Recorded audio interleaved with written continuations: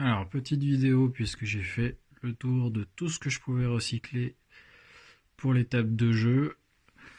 Donc c'était juste pour vous montrer un petit peu et vous faire part des 2-3 problèmes que j'ai rencontrés si vous voulez vous lancer là-dedans. Sachant que la plupart des matériaux que j'ai employés sont pas des matériaux de premier choix, dans la mesure où c'est pas mal de choses qui devaient partir à la déchetterie. Donc, ce qui fait que j'ai 2 tables, une pour chacune des factions que je joue, donc à savoir les Carnes et les Fang. La première étant un fort qui, lui, a été fait avec des emballages d'une table, donc tout le polystyrène qui recouvrait le plateau. Donc l'avantage c'est que ça me donnait une grande surface facile à découper. Bon bah le désavantage il est clair, hein, c'est la nature même du matériau. Comme on peut voir ici, là, on voit tout le grain du polystyrène. Surtout sur des endroits comme ça, là où c'est flagrant. Malheureusement, on ne peut pas forcément y faire disparaître. Enfin, ça demanderait un travail très fastidieux et très long. Et la deuxième difficulté que j'ai rencontrée, c'était de trouver la bonne colle pour faire tenir tout ça. Puisque j'étais d'abord parti sur une colle blanche classique mis au serre-joint, ça n'a pas du tout pris. J'ai essayé ensuite différents trucs pour finalement utiliser une autre colle blanche, une bête colle à bois qui a fini par tenir. Sachant qu'en plus j'ai du tiger, donc ça se voit pas parce que j'ai recouvert avec de l'enduit. Mais il y a des tiges type pique à brochette qui repassent dedans pour être sûr que ça supporte le poids. Au final ça fait quelque chose de relativement solide.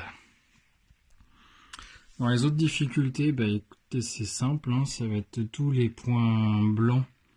Alors je sais pas si on va pouvoir en voir, qui en résulte de la peinture. Parce que comme j'ai pas bombé, ah bah là on en voit là. Comme j'ai pas pu bomber puisque j'avais pas le matériau nécessaire, on a plein de points blancs qui sont visibles à différents endroits. Si vraiment on va être tatillon.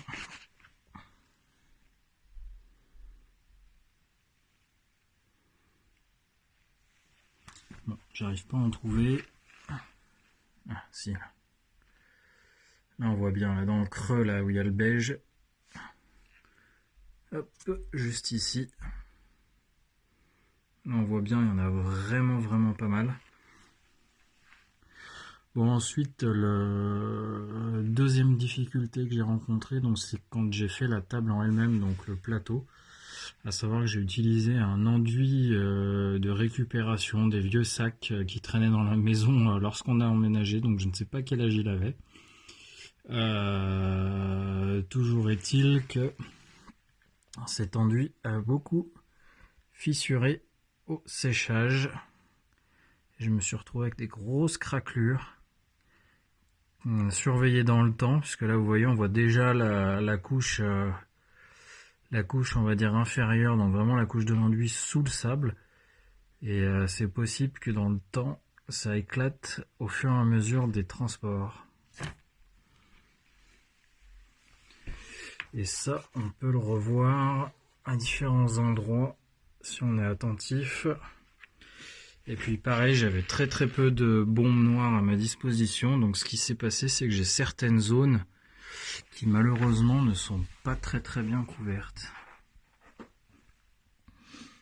Vous voyez là, typiquement c'est des endroits aussi là où ça a sauté et le noir n'est pas passé puisqu'il y avait plein de petits creux. Alors après sur l'ensemble de la table c'est pas du tout choquant parce que comme elle a pas mal de variations de teintes, ça a permis d'y rattraper pas trop mal. Mais c'est le genre de petits détails qui, dans la vie de la table, risquent de lui porter préjudice. Oui, on en a là. On en a là. Et on en a là. Qui risquent de lui porter préjudice sur le long terme. Donc après, quand on reprend la vue d'ensemble...